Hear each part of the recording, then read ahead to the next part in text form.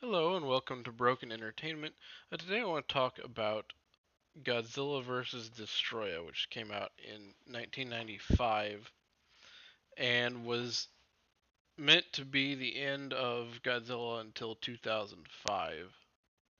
And plans changed after TriStar in the United States released Godzilla in 1998, which was a complete disaster and angered a lot of Godzilla fans because it was a lot like a lot of movies that are coming out now. It didn't understand its audience, it didn't understand the monster, it didn't really understand what people wanted out of a Godzilla film. It completely changed the origin of Godzilla so that it was French nuclear testing instead of US nuclear testing, which reads a lot like trying to reroute blame. They made it an iguana instead of a dinosaur, and it dies to anti-ship harpoon missiles at the end, and really provided nothing anybody wanted. So Toho changed their mind, came up with Godzilla 2000, but it is the last of what is generally called the Heisei series of Godzilla films, and it is, in my mind, if Shin Godzilla is a masterpiece, then Godzilla vs. Destroyer is the magnum opus of the Heisei era, and possibly one of the greatest Godzilla movies ever made. It is in no parts campy. It's an entirely serious movie with serious content in the way that the best Godzilla movies have always been. And you can see here on Rotten Tomatoes, this is back when Rotten Tomatoes meant anything. 100% score from critics, 95% audience score. And it won awards in Japan during its release. It made double its budget essentially uh, from theatrical release. I don't know the DVD releases and all that stuff, but and one of the great things about this movie is that the human characters are usually an important part of a Godzilla movie, and they play a role. But this movie, Godzilla, is really truly the star. You're not following some weird B plot where humans try to do something and Godzilla just kind of ends up part of it. It's Godzilla from start to finish, and it's already the stakes are high from the very beginning. You know, when Godzilla first appears at the very beginning of the film, he shows up in Hong Kong, levels a big part of the city. He's on fire and smoking, um, like this right here, and the uh, the question for everybody, of course, is what's going on, and the plot reveals that Godzilla is melting down. For some reason, his radioactive power source has become unstable, and his heat has spiked through the roof, and he is going to eventually explode and wipe out all life on Earth.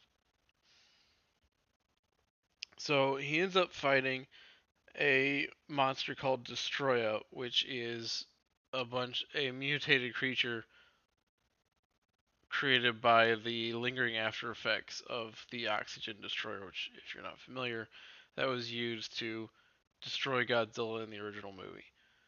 So already off the bat, you have global threat. Then you have Godzilla's gonna fight a monster that is literally made out of the only weapon that's ever been able to kill him. And the music is fantastic. It's the last movie where the composer for Godzilla actually does. Let me pull up his name. Usually I know it off the top of my head, but it slipped my mind for some reason. Um, usually, uh, okay, well there we go. Akira Ifukube. He was the composer for the vast majority of Godzilla movies. The vast majority. And his scores are as important to the Godzilla scores as or to the Godzilla movies as any movie scores are to the Star Wars tracks, any of those, uh, just as critical to Godzilla as those other scores for other classic movies. And he really put together a masterpiece for Godzilla vs. Destroyer. In particular, the song at the end of the movie when Godzilla's melting down, absolutely tragic soundtrack, and absolutely flawless for drawing on your emotions, making you feel the sorrow and tragedy of the scene in a way that even without the sound, it's a very tragic scene, but with it, it just takes it over the top. So, Godzilla is cooled down by human weaponry designed to fight radiation, and so it's going to go from an explosion to a meltdown where he's going to melt through the center of the earth and destroy all life in that way. Um, Wonky science, but whatever. It's a Godzilla movie. So this shot here shows you the final fight between Godzilla versus Destroyah, and the two things I want to point out. First of all, this movie holds back absolutely nothing in terms of uh, gore, at least compared to most Godzilla movies.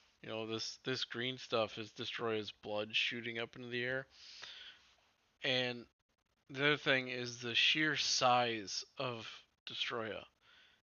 Godzilla in the Heisei series is 100 meters tall. Um, for comparison's sake, I believe he's a little bit taller than legendary Godzilla. He's twice as tall as any of the previous Godzillas. Absolute beast. And here Destroyer is a full head over him. And not just tall, but just massive. Like, just massive. He's a huge wingspan, huge girth, um, truly oversized monster, which is perfect for something that's supposed to kill Godzilla. And Destroyer himself has a lot of personality. He's a absolutely sadistic jerk through the entire movie, and intentionally confronts Godzilla Jr. and kills him in front of Godzilla. So the Godzilla we see at the end of the movie is dying.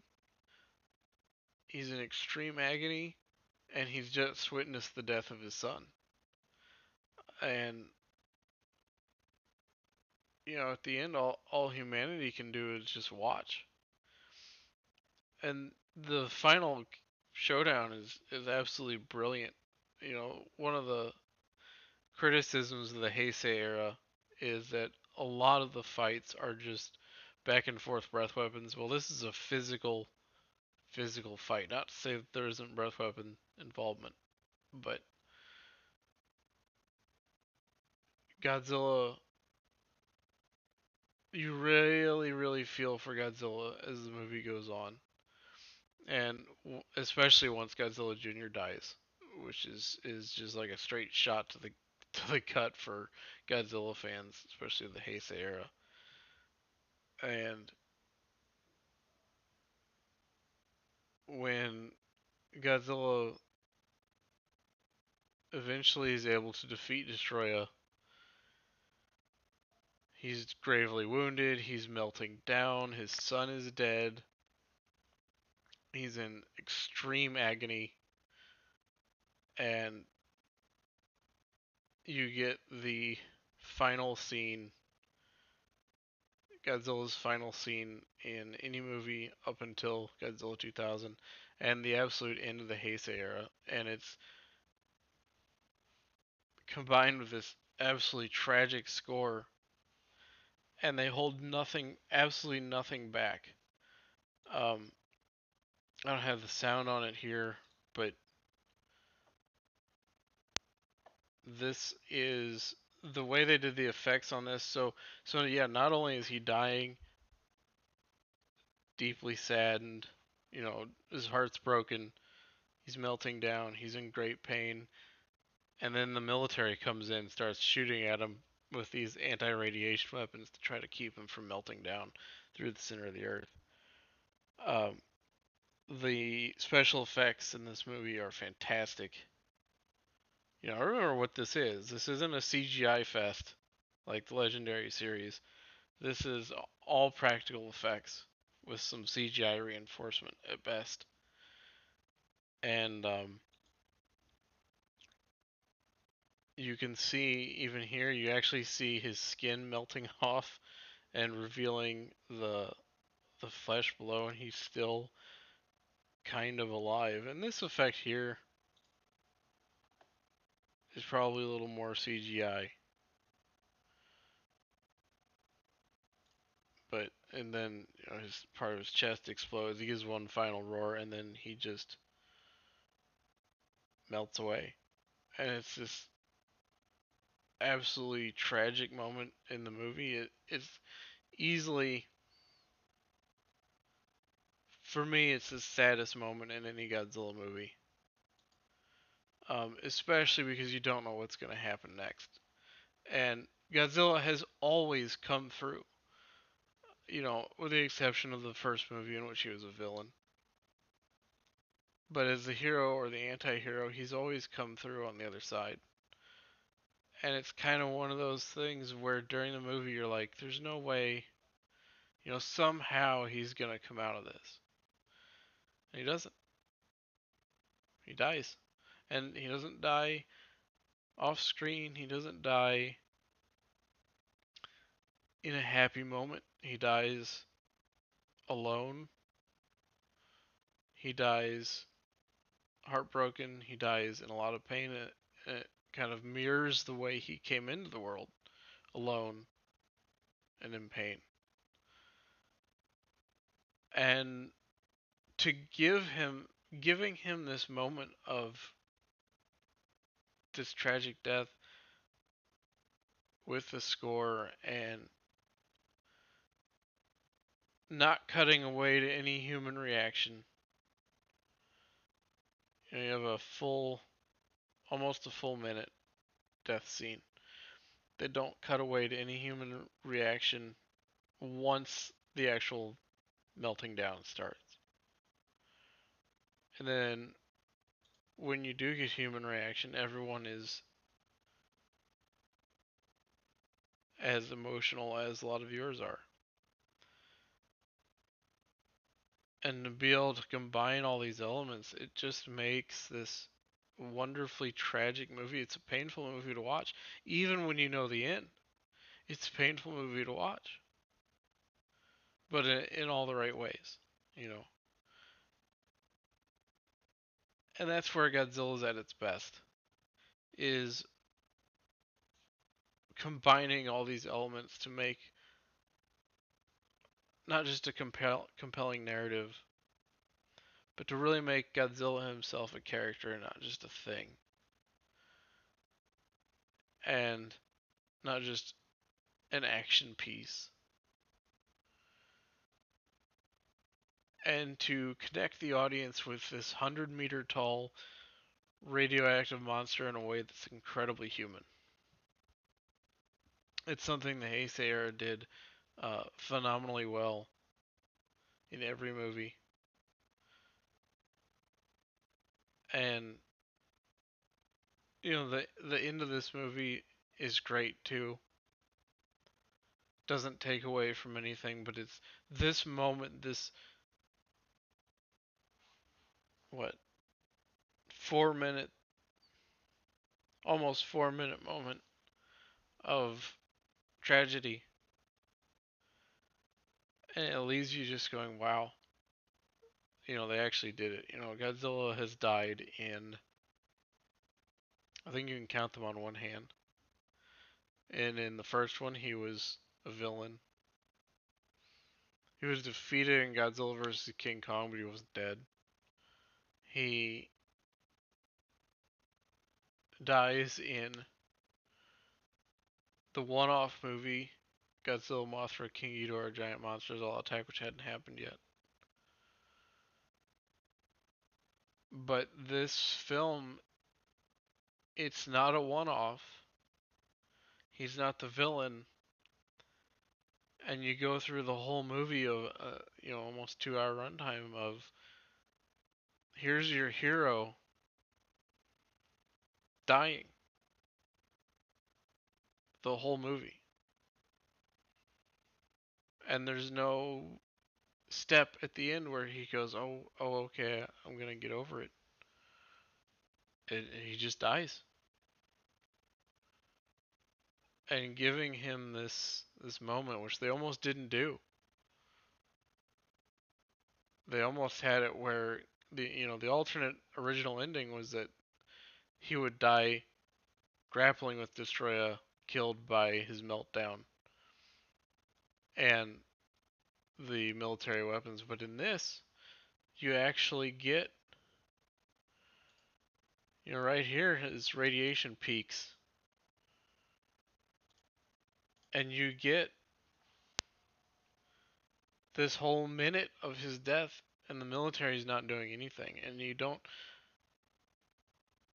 The only reason you show the military is the military as a witness. It's absolutely incredible. And although I think Shin Godzilla is an amazing masterpiece,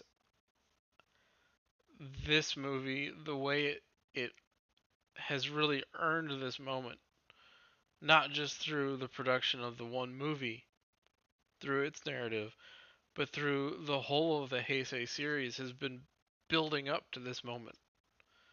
And you really see that when you watch this movie and you watch the other Heisei era movies, that it's all been building up to this. And it gives you this kind of moment of destiny of this is what was always going to happen.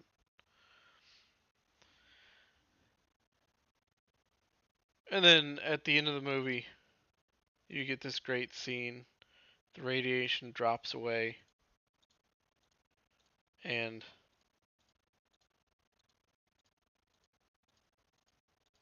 Godzilla Jr. comes out of the ashes of his father's death. It's a very emotional, very symbolic moment. And, think about it. These are the emotions you talk about with human characters, and we're talking about monsters. To be able to get people to connect on that level with a monster is just fantastic writing. Let me know what you think in the comments. If you liked the video, hit the like button. Consider subscribing to the channel if you haven't already. And hit the notification bell. And I will see you next time.